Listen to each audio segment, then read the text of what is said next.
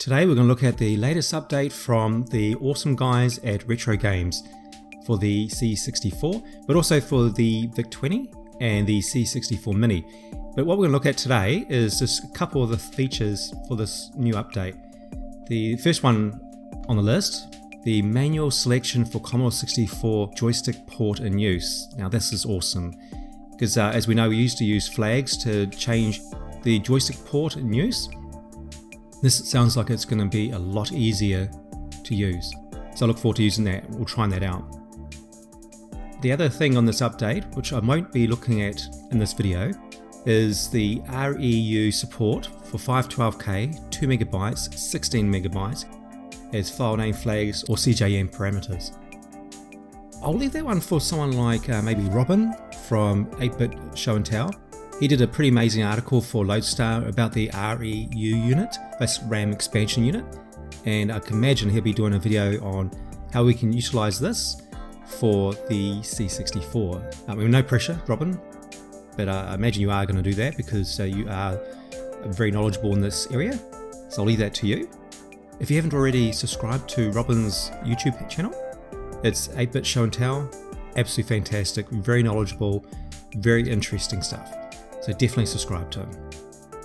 Okay, the other update is it adds the C64 only classic mode to the C64 Mini, adds disk swapping to the C64 Mini, which is so handy, and also the new games for the C64 Mini is Hessian, or Hessian, I think that's how you pronounce it, and Pet Snake. If you ever owned a Nokia phone in the 90s, maybe from the Nokia 5110 onwards, everyone played Snake. That was an awesome game. So the new games for the C64 is Hessian, Pet Snake, City Crusher, and also Minesweep. So the last two for the VIC-20. Also we have, okay, so yeah, there's information about the RAM expansion unit, which we'll leave to an expert. But this is what I want to focus on in this video. Other than looking at the new game, so we're going to look at that new game there, because it looks pretty good from the photographs I've seen, or the screenshots I've seen. The other thing we want to focus on is the joystick port switching, because that is going to save so much more time and effort and frustration. So we'll check this out in this video. First things first, we need to install the firmware update. To do this, all we need to do is go down to device settings, go down to system information, and apply the update. So 1.5.1, and of course to get the update onto the USB stick, all you need to do is download the file from the Retrogames website, put it onto USB, put it into the C64, and follow those steps. Okay, after the C64 resets, we should have the new update version. Of course, you don't really need to check this, but we're just going to check it for the sake of this video. We'll go to device settings, system information, and yes, the 1.5.1 firmware is being updated. We'll go into the carousel mode. I must admit, I don't use the carousel mode too much, I just use the classic mode, but we should have some new games here. I must admit, I haven't seen this one here before, maybe it's from the previous update. Again, I don't use carousel very much. Move along, try and find this Hessian. Oh, there's the one, the VIC-20 game updates. There we go, Hessian.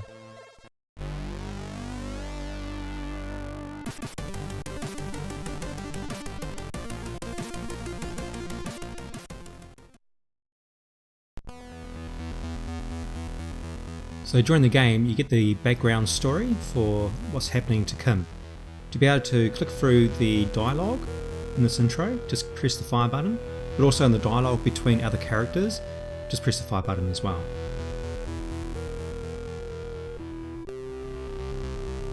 So you've been injected with nanobot injections, which gives you extra abilities.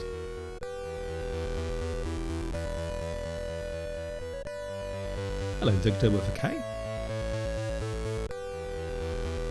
I'm just pressing fire to go through the dialogue. Oh, Victor!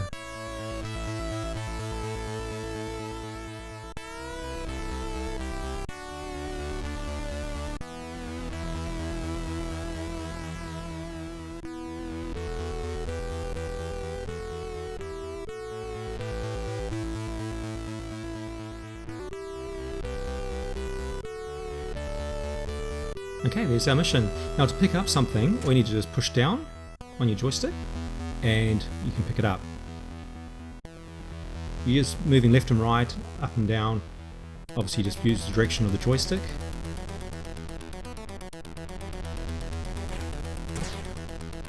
Oh, look at that, you can roll as well. It's pushing down the left hand or right hand corner. It's pretty cool.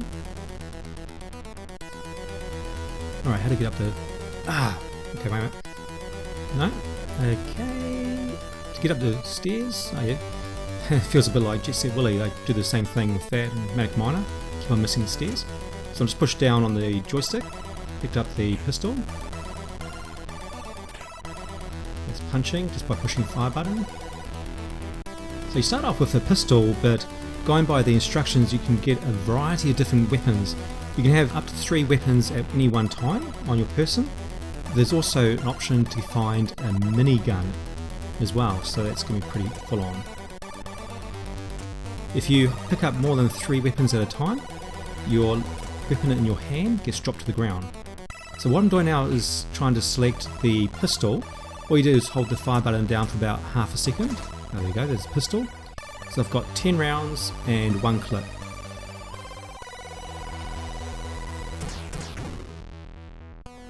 He's just dropped a battery by the looks of it, so I'm just gonna... Oh no, it's apart, so press down to pick it up. And to get into doors and to cupboards, closets now, just press the up button.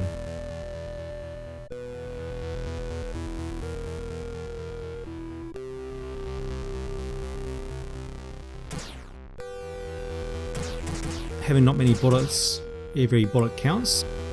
Hopefully I'll get used to the stairs.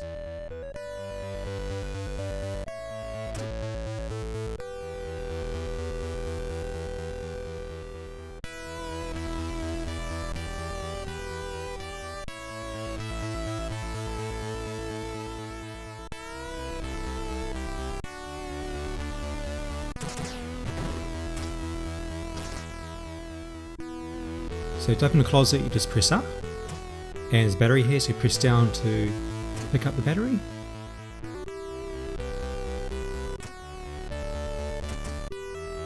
If you hold the fire button down for more than half a second, you go into that resume load save menu.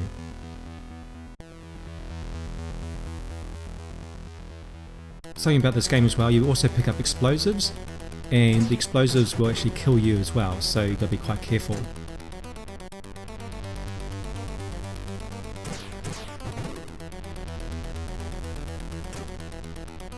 Press up to get into the closet. Warehouse pass, okay, I believe that's what I need. Medikit, I'll need that. You can also use the keyboard. For example, if you press R on your keyboard, it reloads your weapon in use. Push H, it uses the medikit. B uses the battery. And run stop enters the pause screen. There's around 700 screens to explore in this huge science complex. Sort of reminds me a little bit of Project Firestart and Rolling Thunder. Both games I really love, so yes, I'm definitely going to try this game out a bit more and hopefully get a lot better. Definitely check it out. Now we're going to try that joystick switching port update. This is quite exciting. Up until now we had to use flags to choose joystick port 1 on games like Bruce Lee, for example. And that involved putting _J1 in the file name on our PC and then plug it into your C64 to be able to use it on joystick port 1. So we're going to use the normal version of Bruce Lee without that flag, but of course this new update actually overrides any flag anyway, so yeah, we'll go this way for Bruce Lee. One of my favourite games of all time. So yep, I can't use Bruce. All you need to do is hold down the menu button, and while holding that down, press the A button, and let's give it a go. Oh, this is fantastic. Thank you, Retrogames, you guys totally rock. Just to clarify, what you need to do is press the menu button, and while holding down that menu button, press A or B. A is for joystick port 1, B is for joystick port 2. Totally awesome upgrade. Thank you very much. And thank you for watching. Until next time.